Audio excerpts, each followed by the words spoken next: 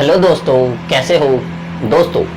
आज का हमारा टॉपिक है एक्सेल पाइवट टेबल के अंदर सेकंड। इस टॉपिक के अंदर हम सीखने वाले हैं, पहले मैंने इंट्रो के बारे में थोड़ा बहुत बताया था, इसके क्या एक्सेल पाइवट टेबल होती है, ये हमारे एनालिसिस डेटा को एनालिसिस करने के काम आती है और डेटा को समराइज करने, बहुत ज़्यादा बड़ा डेटा है उसको समराइज करने के लिए, उसमें से क्या बोल सकते हैं, छटनी करने के लिए, मैं हिंदी में बोलूँ तो मतलब उनके लिए काम आती है, डेटा को संक्षिप्त कर सकते हो आप।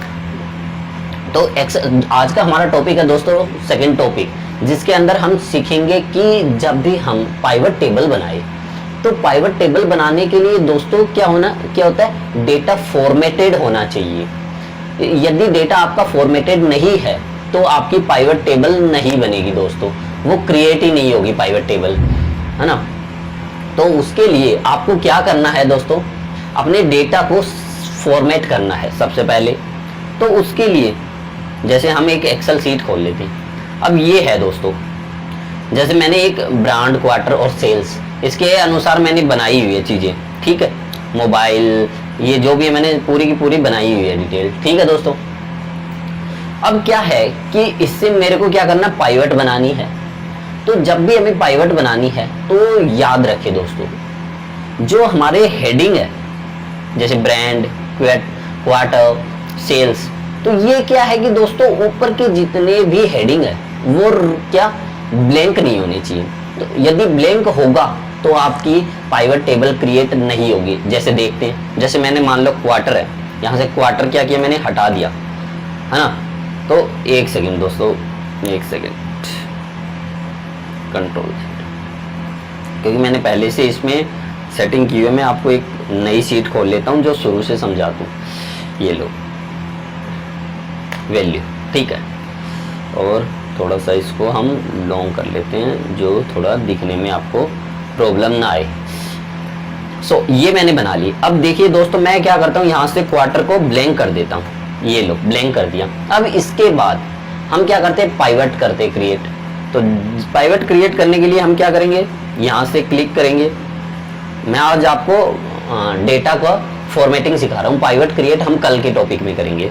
मैं उतना नहीं बताऊंगा आपको मैं।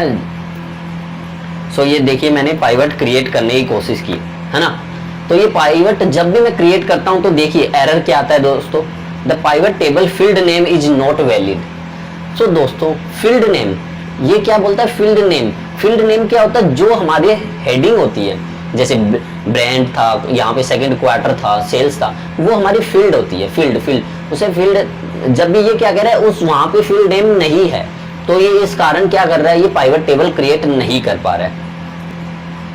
पहला तो रीजन ये हो गया कि आपका हेडिंग कभी भी ब्लैंक नहीं होना चाहिए ऊपर। दूसरा दोस्तों, आपके बीच में से कोई रो क्या ब्लैंक नहीं होनी चाहिए, है ना। आपकी पाइवट तो बन जाएगी, पर दोस्तों जो डेटा होगा ना वो सही नहीं आएगा, रिजल्ट सही नहीं आएगा, तो बीच में ब्लैंक नहीं होना चाहिए। तीसरा हो गया हमारा दोस्तों, कोई भी दो सेल्स मर्ज नहीं होनी चाहिए। जैसे मैंने इन दोनों को मर्ज कर दिया तो ये क्या होगा दोस्तों, अब देखिए इसका परिणाम सही होगा, कभी नहीं आएगा दोस्तों, इसका परिणाम कभी भी सही नहीं आएगा। तो आपको कभी भी मर्ज, मतलब आपकी जो सीट के अंदर है कोई भी सेल्स मर्ज नहीं होना चाहिए। तीन रीजन हो गए दोस्तों, पहला हेडिंग का, दूसरा ब्लैंक कोई रोज नहीं होना चाहिए, तीसरा कोई बीच में कोई भी ब्लैंक सेल नहीं होना चाहिए। यदि ब्लैंक मान लो जिसमें डेटा नहीं है वो तो एक अलग बात है, वैल्यू है, जहाँ पे जीरो वैल्यू है वो तो ब्लैंक है तो भी कोई दिक्कत नहीं है। पर जैसे मान लो यहाँ से आपने क्लॉथ था, नेम था, कोई ब्रांड प्रोडक्ट का नाम था, और वहां से आपने हटा दिया, तो आपको क्या लगता है ये सही आएगा रिजल्ट? कभी नहीं आएगा दोस्तों ये रिजल्ट सही। तो ये भी ध्यान रखना। तो इसके लिए दोस्तों हमें जब भी एक्सेल के अंदर पाइवट के लिए मतलब डेटा पाइवट टेबल क्रिएट करनी है, तो दोस्तों उसके लिए हमें क्या करना है, हमारा डेटा फॉर्मेटेड होना चाहिए। हमें फॉर्मेट करने के लिए क्या करना है, इस जैसे सारे डेटाओं को सेलेक्ट करना है दोस्तों। और मैं तो कहता हूं जब भी काम करो एक्सेल के अंदर, टेबल के अंदर ही काम करो, क्योंकि दोस्तों जब भी टेबल के अंदर काम करते हो ना तो वो फॉर्मेट सही होता है।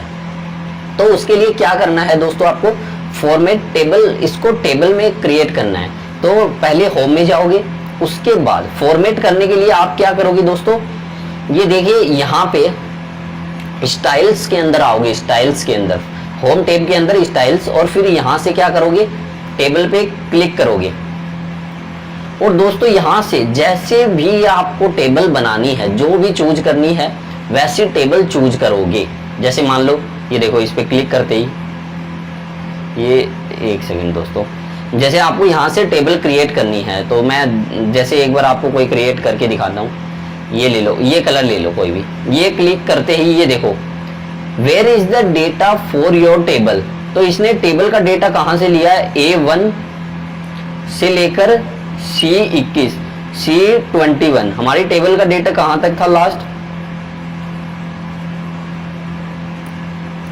ये देखिए 21 तक लिया, C21 तक। माई टेबल हैज हेडर्स, ये पूछ रहा है हेडर है, तो यस कोई नहीं, ठीक है, ये करने दो, फिर ओके कर देना है। तो ये देखिए दोस्तों, अब देखिए हमारा डेटा टेबल के अंदर सारा आ चुका है। और दोस्तों इससे जब भी आप पाइवट बनाओगे, ये डेटा हमारा फॉर्मेटेड हो चुका है, जब भी आप इससे पाइवट बनाओगे कभी कोई गलती नहीं आएगी। जैसे देखो, मैंने पहले हेडर मिटाया था ना, हेडर हटाया था, क्वार्टर हटाया था, अब हटाता हूं तो देखना क्या करेगा ये देखो, उसकी जगह इसने क्या लिख दिया, कॉलम 1 नाम लिख दिया। ये जब भी आप कोई भी ब्लैंक नहीं छोड़ेगा, उस सेल को, कोई भी सेल कॉलम रो को ये ब्लैंक नहीं छोड़ेगा। जैसे यहाँ से मैं हटा भी देता हूँ, तो ये इसको क्या करेगा, उस डेटा को अपने आप ले लेगा। जब भी आप इंसर्ट करते हो, जैसे कोई भी डेटा इंसर्ट करना है, ये देखो, तो ये इस चीज को अपने आप उस मतलब उस हिसाब से मैनेज कर लेगा ये।